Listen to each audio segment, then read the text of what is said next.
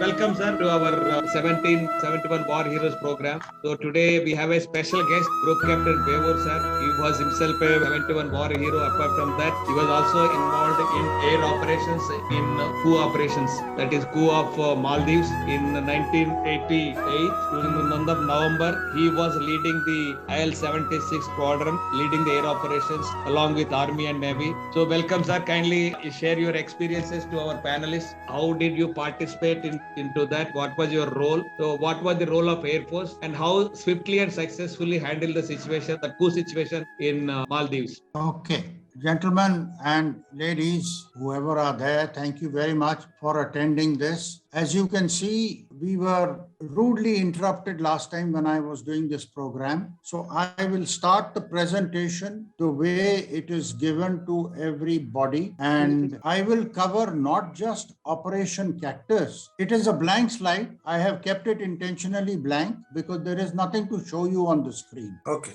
And I have also inserted in this two other airlift operations. One is the Bofors gun into Thais, and the other is the induction of tanks into Leh. All of this done in 1988-89 while I was the commanding officer of 44th Squadron. I will now start my presentation on Operation Cactus. Operation Cactus was the code name given to the air assault carried out in the Maldives. The operation was conducted with professional cooperation between the Air Force and the Army.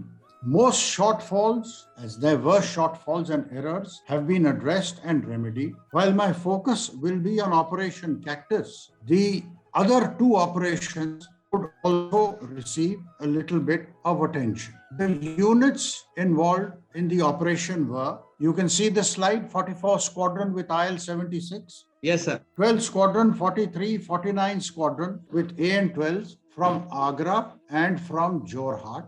Then there was Alpha Flight 7 Squadron, Mirage 2000, 50 Independent Parachute Brigade, and INS Betwa, INS Godavari from the Indian Navy. Okay. Late Brigadier Balsara was the commander of the Parachute Brigade, and Colonel Joshi, now Brigadier settled in Gangtok, was CO of 6 Para. I was in command of 44 Squadron. Late Admiral Gopalachari was CO of Godavari, and Commodore Hari Gokhale was the CO of INS Bet. This presentation is not the official report. This is the story and the others that have been included to tell you how the armed forces work. The extreme demand is to be at a readiness status of 85% every day. You all are aware of it. Because as we all know, to ramp up from 85% to 100% takes a couple of days. But if you are at a status below 85%, it takes more than 7 days to ramp up to 100, by which time the enemy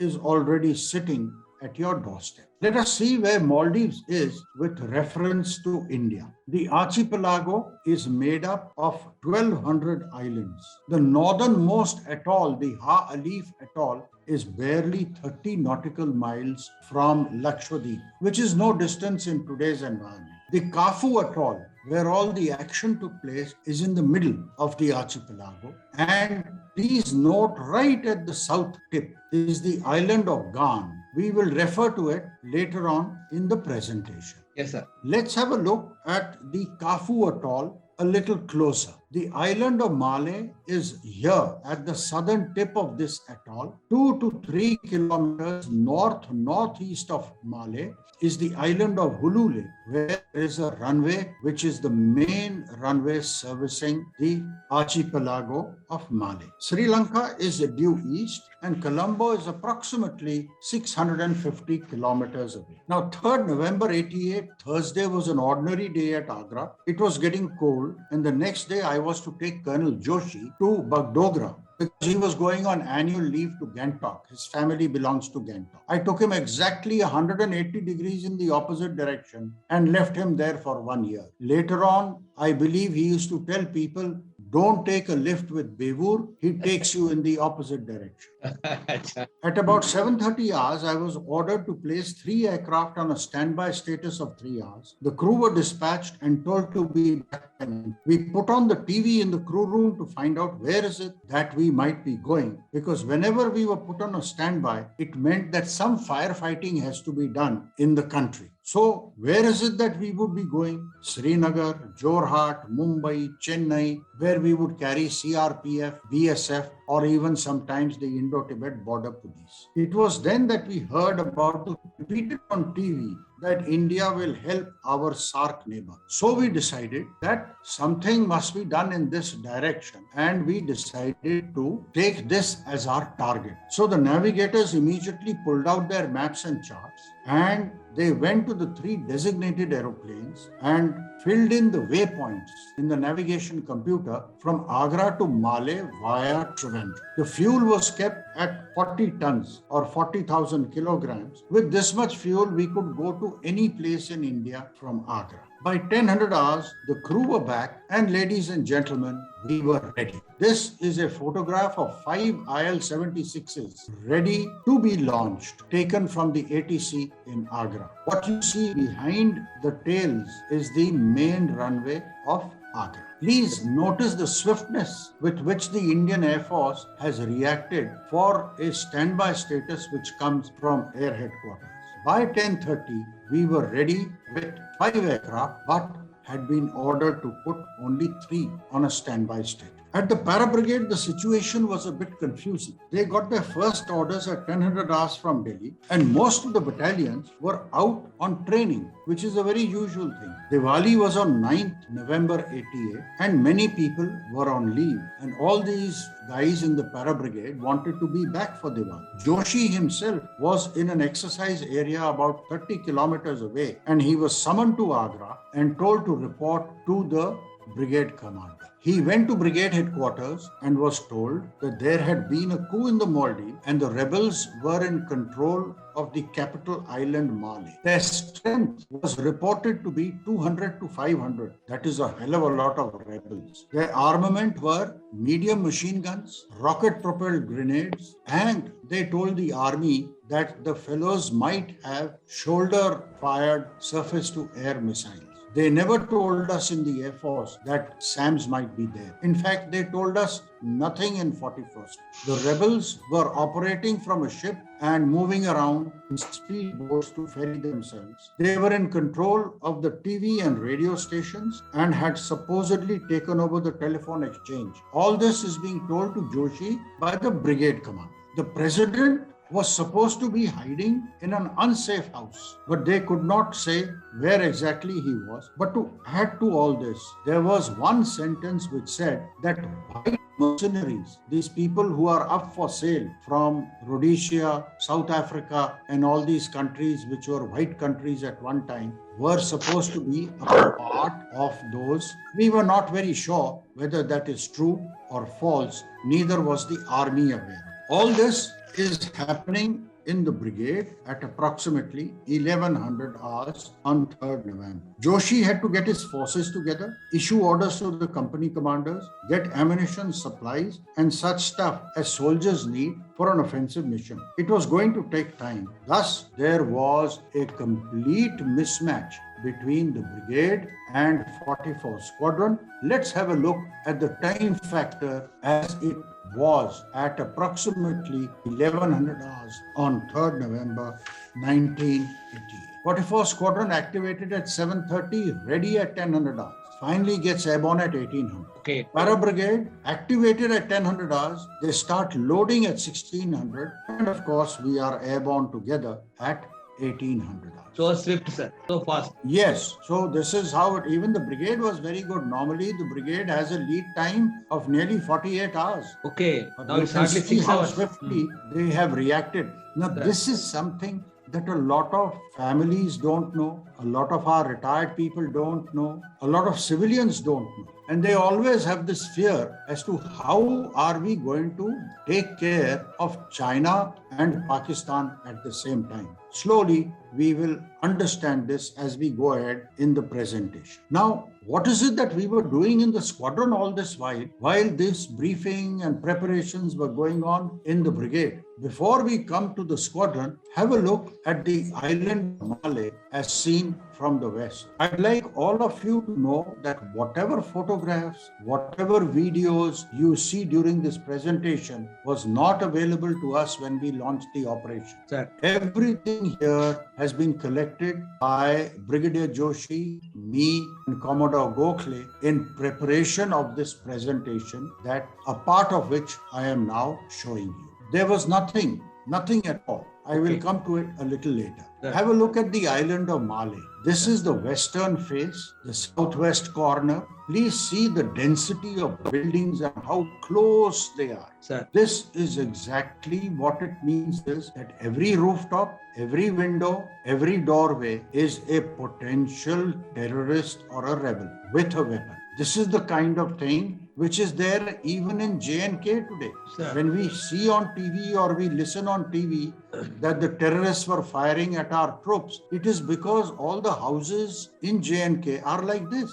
very close to each other and full of civilians. So how do you handle this kind of a situation? This is something to understand. You'll also see a video. And here, gentlemen, ladies, is where the runway is. We will see a full video of the runway as we go ahead with the presentation. You can see that there is no place to drop paratroopers here. Where will you drop paratroopers? Okay. Another photograph of the island of Malé taken from a satellite. This is south, the west, and the eastern part of the island of Malé. Okay, so we have now seen the island of Malé and have got a fairly good idea of what it looks like. Unfortunately, we had no such idea at that time. Yes, sir. Let us get back to Colonel Joshi and Brigadier Balsara. After he finished briefing Major Dhillon and Umaid Singh, Joshi was again recalled to headquarters, and at about 1215 hours, it was decided that there will be a paradrop onto the runway. How could we possibly ensure that the paratroopers landed on the runway at Udule? Imagine the high risk of the operation. Before that, once again,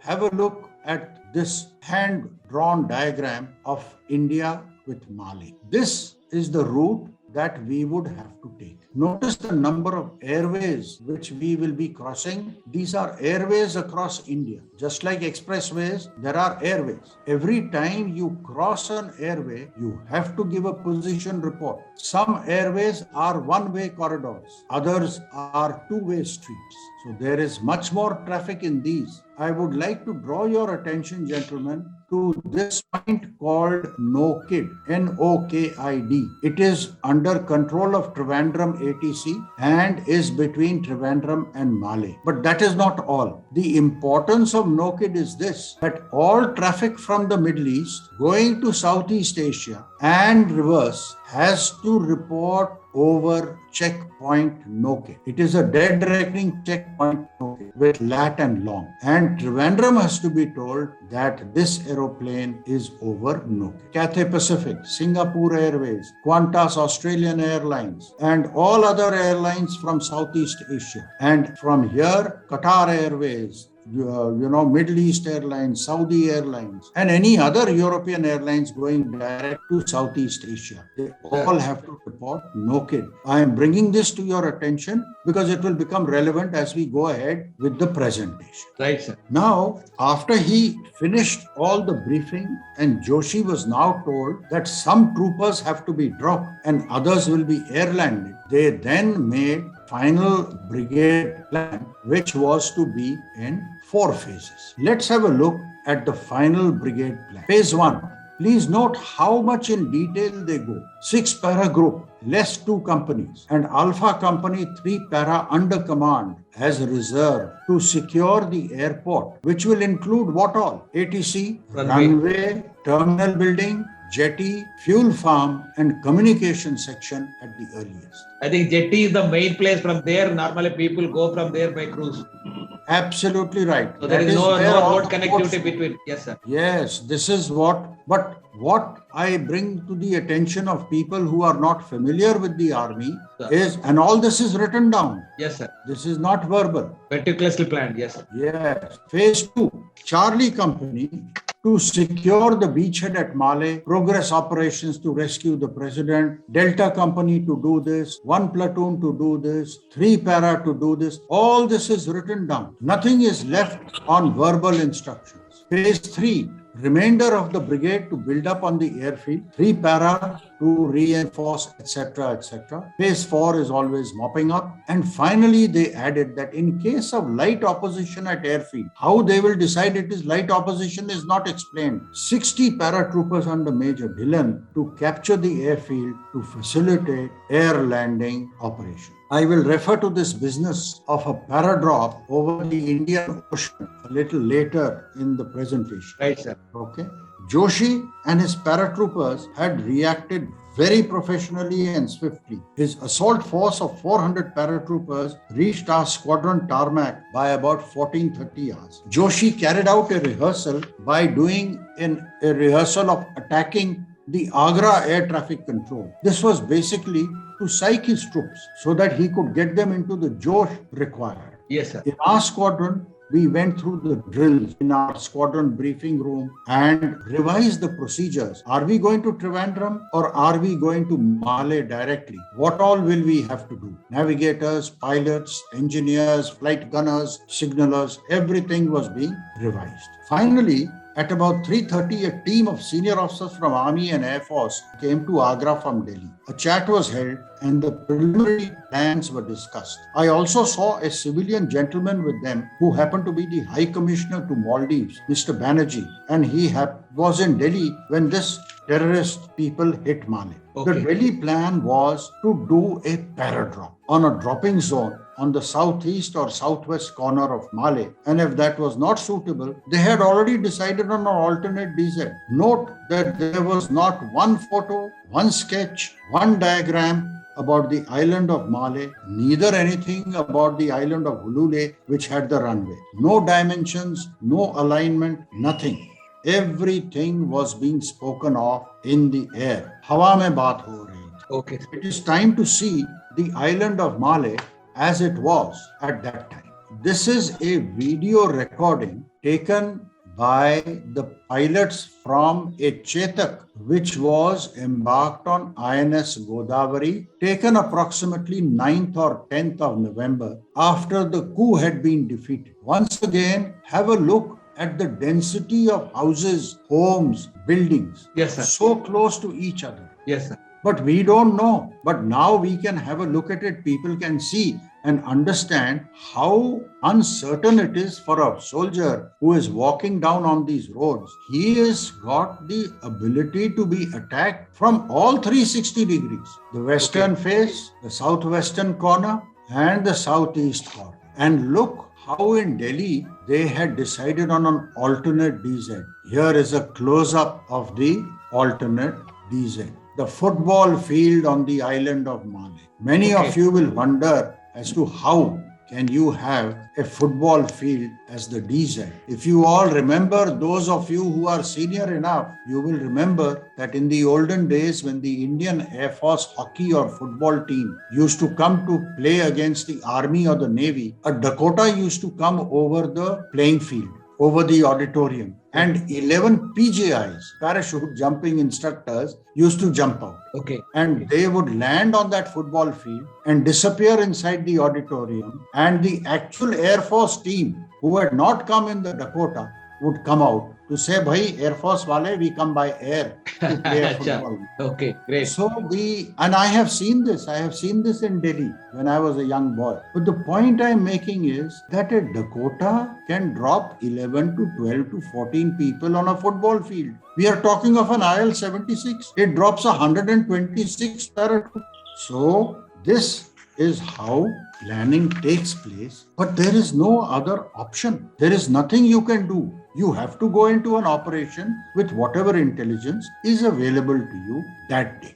Okay. Now, the option of a paradrop had been rejected, they say, in Army headquarters because one other officer was asked and he was shown a line diagram of the runway and he said 60% will go into the water. And they had said, okay, then, paradrop is not possible. So this is what the situation was. Besides, I had no intention of putting green on over the Hind Mahasagar and hope that these 60 gentlemen who jump out of my aeroplane will drift the correct amount of distance and land on the center line of the runway. But be aware, gentlemen and ladies, that this is how military operations have to be planned, at least to begin with. You can modify as time goes. Complete intelligence is very, very seldom available.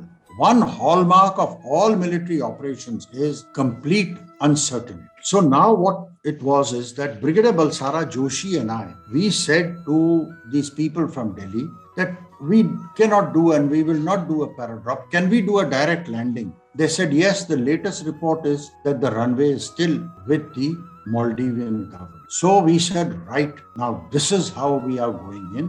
And the plan was changed to do a landing on the Hulule Run. Now, Mr. Banerjee came to us and gave us a tourist book of Maldives.